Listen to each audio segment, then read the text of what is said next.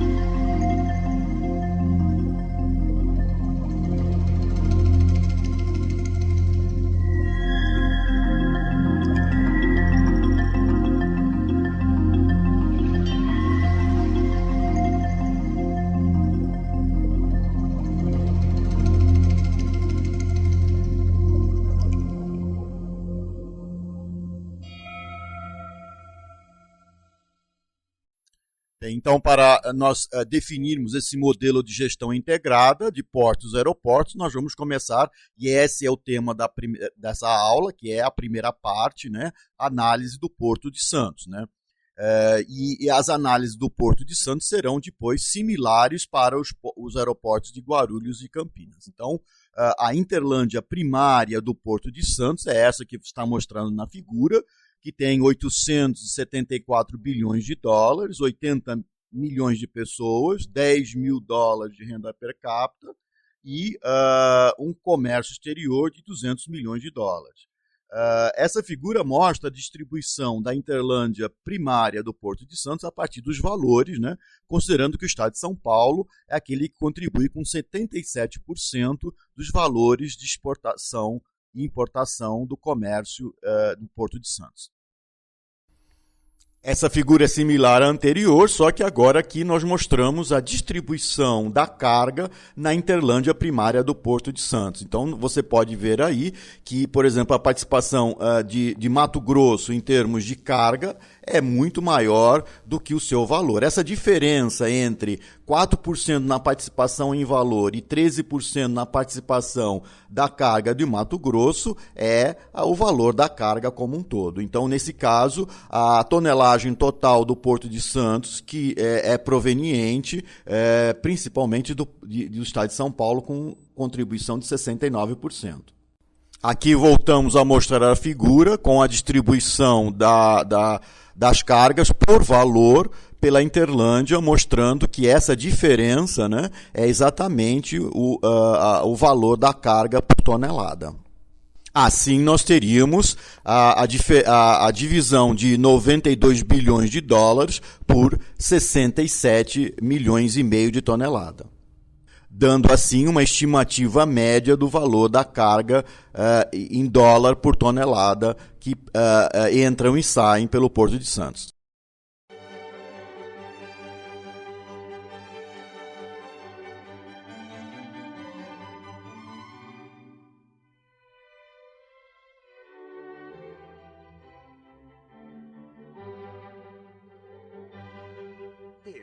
Porto de Santos, a porta do Brasil, o maior e o mais importante da América Latina. Ele serve a região mais industrializada e mais desenvolvida do Cone Sul. É dotado dos melhores acessos rodoviários e ferroviários do Brasil e respondem por mais de 27% da balança comercial brasileira. Em 1945, o cais foi ampliado e os primeiros guindastes elétricos entraram em operação. Nos anos 50, passou a movimentar petróleo e derivados, o que gerou um crescimento em quase 100% no seu volume de operações. A partir daí, a evolução se acelerou, com grandes ampliações e com a entrada em operação de terminais privativos e terminais especializados. Em 1980, com o término da concessão à Companhia Docas de Santos, foi criada a Companhia Docas do Estado de São Paulo, a CODESP, uma empresa de economia mista com controle acionário da União. O Porto de Santos conta com mais de 13 quilômetros de cais acostável e um canal de navegação com profundidade de até 14 metros.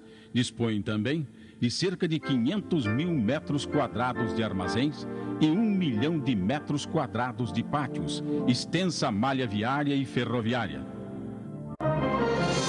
Servido pela melhor e mais completa rede de linhas marítimas disponibilizadas no país, que o interliga a qualquer parte do planeta, conta com atendimento diversificado para operações de carga geral solta ou em contêineres, líquidos e sólidos a granel, e já ultrapassou a marca de mais de 60 milhões de toneladas movimentadas anualmente.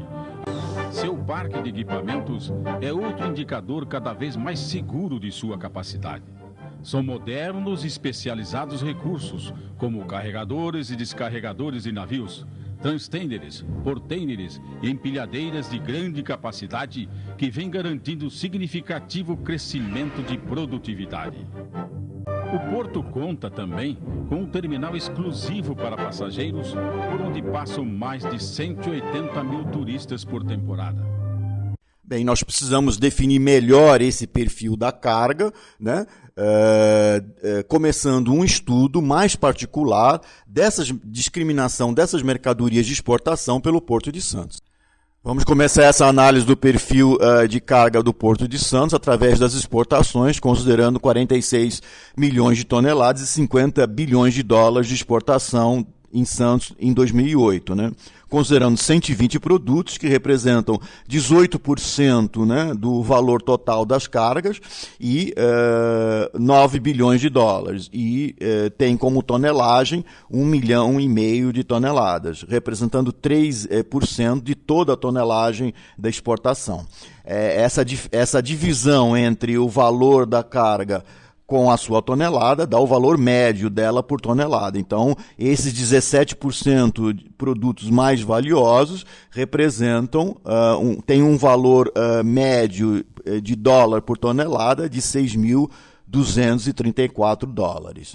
Esse gráfico mostra essa oscilação, que é nada mais, nada menos do que o valor médio da carga por tonelada, né? Considerando os 120 produtos mais valiosos exportados pelo Porto de Santos. Nesse caso, estamos analisando as cargas de maior tonelagem, né? Então, nesse caso, 21 produtos representam 82% da tonelagem total exportada pelo Porto de Santos e representam 42% do seu valor, ou 21 milhões de toneladas, né? O valor médio dessas cargas, desses 21 produtos de maior tonelagem, é 557 dólares por tonelada. Esses produtos têm menor valor do que aqueles outros mostrados anteriormente, porque são basicamente commodities, como você pode ver aí, cana-de-açúcar. Os outros eram produtos industrializados. Então, essa diferença entre os produtos industrializados e commodities dão essa diferença de percentual de participação na exportação e vão definindo aos poucos um perfil de carga para o Porto de Santos.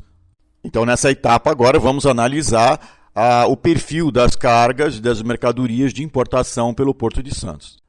Então, agora nós vamos analisar o perfil das cargas de importação, considerando 21 milhões de toneladas e 41 bilhões de dólares. Consideramos 120 produtos que representam os topo, né, 31% de maior valor importado pelo Porto de Santos, representando 13 bilhões de dólares e 2,5 milhões de toneladas.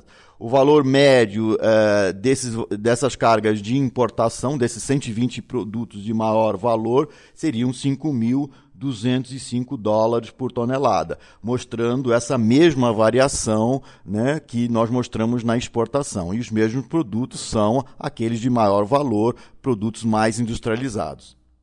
Repetindo o mesmo modelo usado para as exportações, nesse caso, os 21 produtos de importação que têm maior tonelagem representam 67% das importações, da tonelagem das importações, e representam 13% do seu valor total, representando 5 bilhões de dólares e 12 milhões de toneladas. O valor médio dessas cargas de importação seriam 400 dólares por tonelada. É também, como nós vimos na exportação, commodities, né? O que é importante salientar é que os 21 produtos exportados, né, de maior tonelagem são commodities, os 21 produtos de maior tonelagem importado também são commodities. Então, como nós exportamos soja e açúcar, nós importamos hulha betuminosa, que é produto siderúrgico, e outros componentes de adubo e fertilizante defensivos agrícolas. Então, existe uma relação entre a exportação de commodity e a importação de produtos como sulfato de amônia, amoníaco, que fazem parte de componentes que vão ser usados em fertilizantes desses produtos exportados.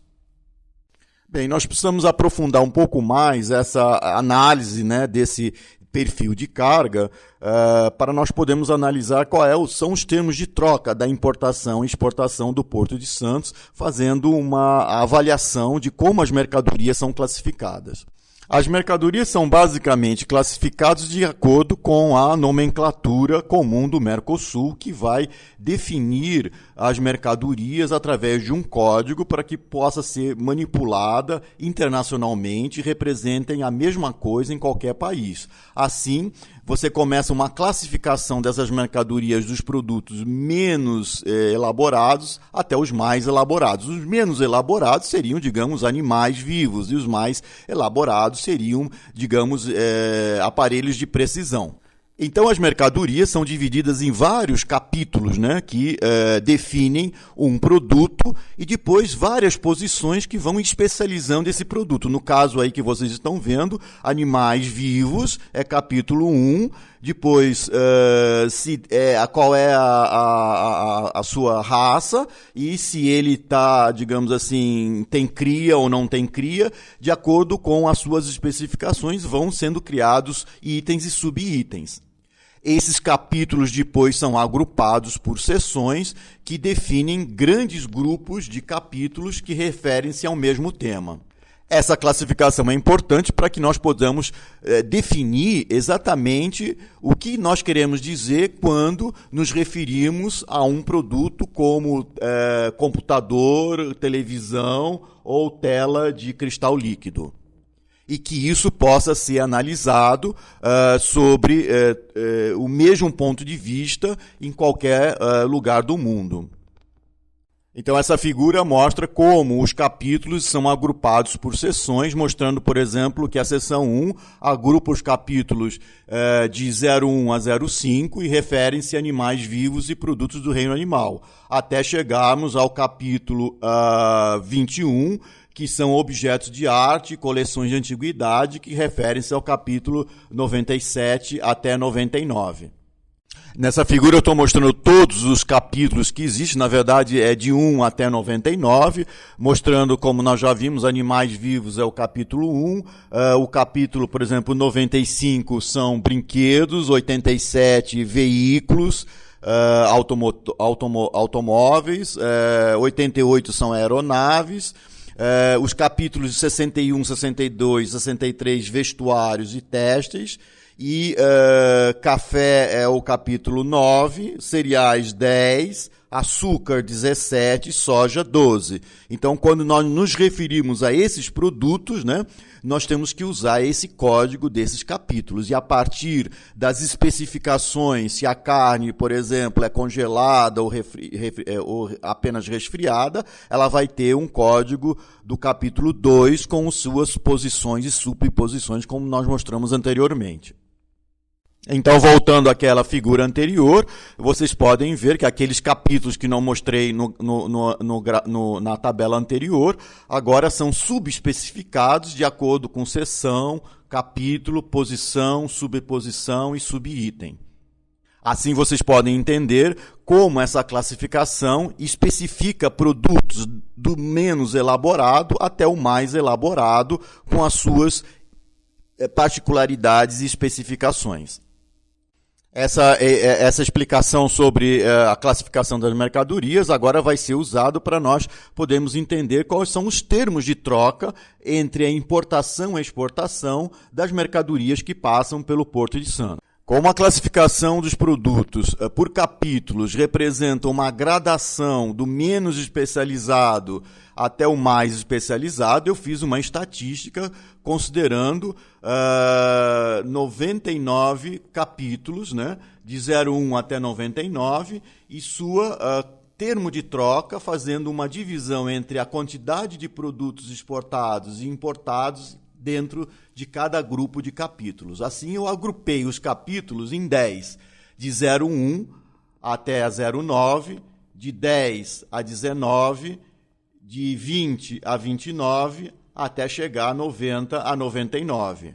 Colocando isso para definir esse fator de troca, né? De fazendo uma divisão da exportação e importação desses produtos, desses capítulos. O que isso demonstrou é que os produtos, né, que têm capítulo de 01 a 09, que são commodities, e os produtos menos especializados, tem um fator de troca com o comércio exterior, que é na razão para cada produto desse grupo, né, que nós importamos $1, nós exportamos 14,5 dólares.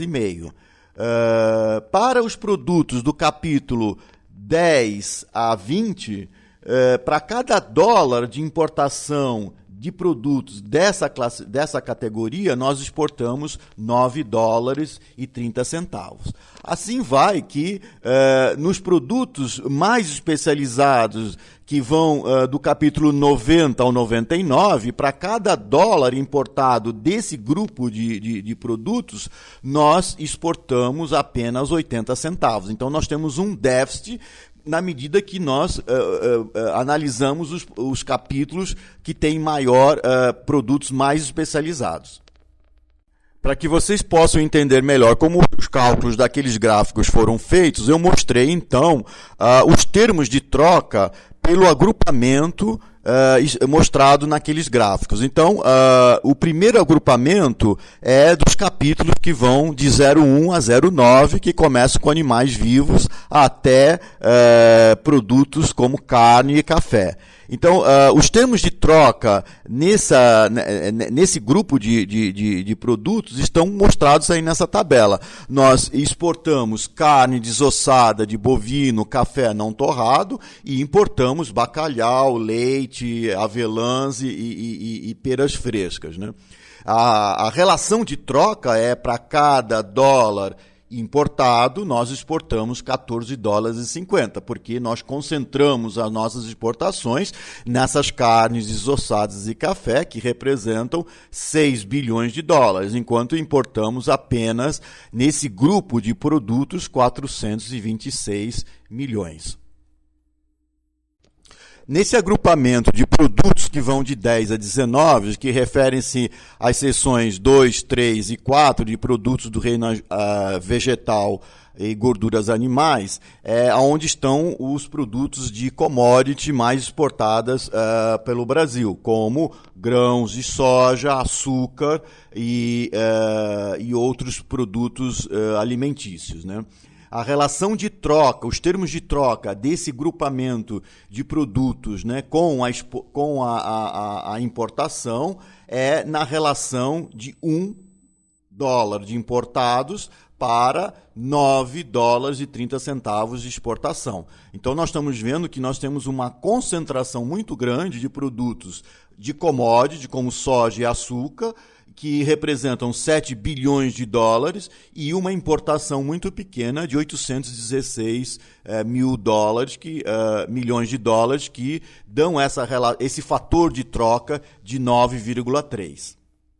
Então, nesse agrupamento de produtos do capítulo 40 ao 49, nós temos uma relação de troca com o exterior, né, de 1,2, $1 importado para $1,20 exportado desse grupo de produtos, né, que vão pasta de química de madeira, papel em fibra e outros, né? E nós importamos borracha natural, papel de jornal e outros produtos nessa categoria. A relação de troca é superavitária e nós ganhamos 20 centavos na troca desses produtos com o comércio internacional.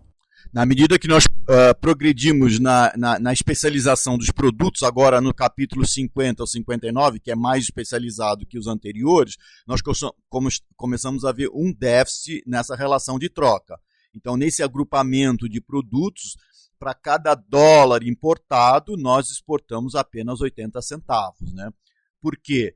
Porque nós estamos vendo aí que nós trocamos algodão simples debulhado por fio sintético. Então, nós estamos trocando um produto primário por um produto especializado. Então, nós começamos a ter uma perda nessa relação de troca, porque os produtos industrializados acabam sendo em maior quantidade do que os produtos menos especializados. Então, nós temos uma necessidade muito maior de fibras sintéticas, né, do que conseguimos exportar de fibras de algodão natural. Isso acaba tendo uma relação de troca que exportamos 481 milhões e importamos 600 milhões de dólares. Então, na medida que nós especializamos os produtos agora de 80 a 89, dos capítulos 80 a 89, que se referem a máquinas, aparelhos e material de transporte, esse déficit continua aparecendo na balança de troca do comércio internacional. Então, nós temos que compensar uma quantidade muito grande de produtos no topo da lista, como automóveis com motor de explosão, exportamos $1,5 bilhão, para compensar essa quantidade muito grande de produtos, de partes de automóveis e produtos industrializados que nós importamos.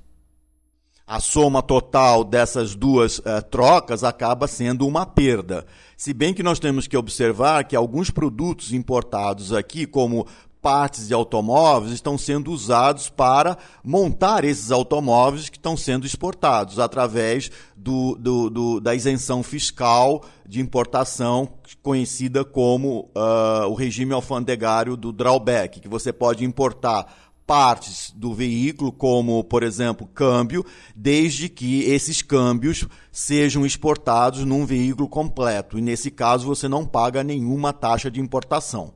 E parte desses produtos importados, desses automóveis exportados, aliás, é parte de convênios com o Mercosul, porque vocês vão ver a origem e o destino desses produtos e os automóveis que são exportados, principalmente para Argentina, México e Peru, ou América Latina ou Mercosul. Seja como for, então tem que ter uma concentração muito grande de produtos industrializados para trocar por outros produtos mais especializados, né? De maneira que nessa relação de troca nós acabamos perdendo os 10 centavos para cada dólar importado.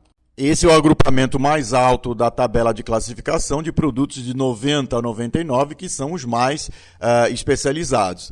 Na verdade, aí nós temos, trocando, né, consumo de bordo, que são produtos de combustíveis, lubrificantes e suprimentos de navios do Porto de Santos, que é $1 bilhão, por todos esses produtos importados na coluna da direita, que referem-se a produtos eletrônicos, como cristal líquido, e esses em vermelho do capítulo 95, que são brinquedos. Então, nós estamos trocando brinquedos por combustível de navio. Então, resumindo toda essa conjunto de classificação por capítulos de 1 a 99, nós temos do lado esquerdo todas as exportações, do lado direito todas as importações, que representam 30% do Porto de Santos. Então, o que nós estamos exportando é soja, carne desossada, café, açúcar, álcool etílico e automóveis, e estamos importando toda essa relação de produtos que estão na tabela da esquerda.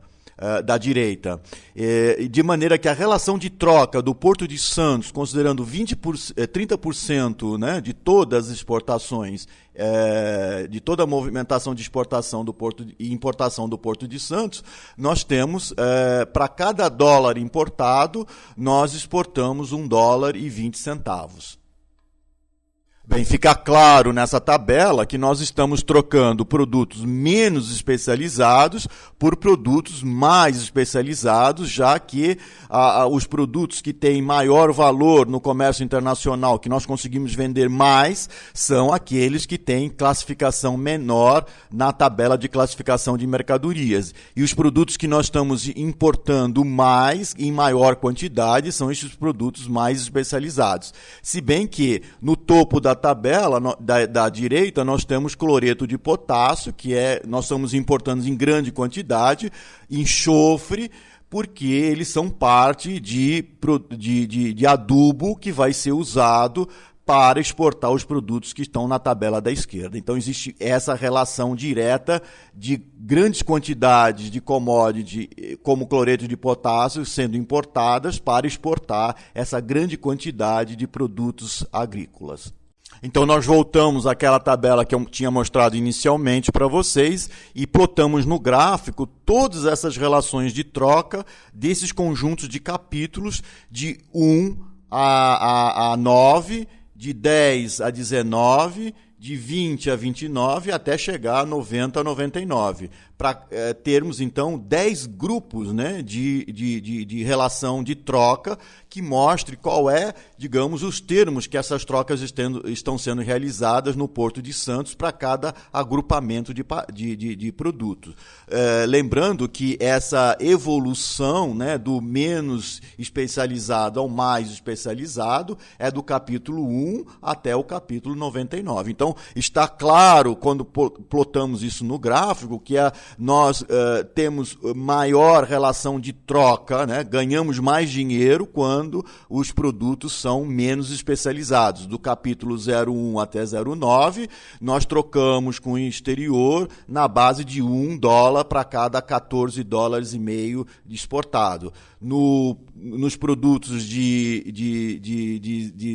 10 a 19, para cada dólar importado, nós exportamos 9 dólares e 30. Esses produtos, o ganho de superávit nesses produtos vão compensar a balança comercial do porto, na medida que nos capítulos 5 até 60, de 60 até 70, de 70 até 80, nós vamos ter déficit na troca, porque esses produtos são mais especializados. Então, o que está acontecendo é que nós estamos trocando produtos agrícolas, vendendo cada vez mais soja e carne, para trocarmos por uma quantidade cada vez maior de produtos industrializados. Nós ainda temos um saldo positivo, né? Porque a relação de troca no porto como um todo é superavitário. Então, para cada dólar importado, nós exportamos pelo Porto de Santos $1,20. Mas, na verdade, isso está mostrando uma deterioração na relação de troca, porque nós estamos vendendo cada vez mais commodity para importar uma quantidade cada vez mais de produtos industrializados, e a tabela que nós mostramos anteriormente, por exemplo, nós exportamos uma grande quantidade de fios de algodão para importar uma quantidade muito grande de fios sintéticos. Isso é uma demonstração clara do que os economistas chamam de deterioração do termo de troca. Você troca uma relação de produtos menos especializados por uma quantidade cada vez maior de produtos menos especializados. Ao longo prazo, você tem, digamos assim, favorece as commodities e prejudica o processo de produção de produtos mais especializados ou industrializados. Então, nós voltamos àquela tabela que eu tinha mostrado inicialmente para vocês e plotamos no gráfico todas essas relações de troca desses conjuntos de capítulos de 1 a 9. Mas, para caracterizar bem essa importância da classificação e do perfil das mercadorias que são exportadas e importadas pelo Porto de Santos, nós precisamos agora entender qual é a origem e destino dessas mercadorias.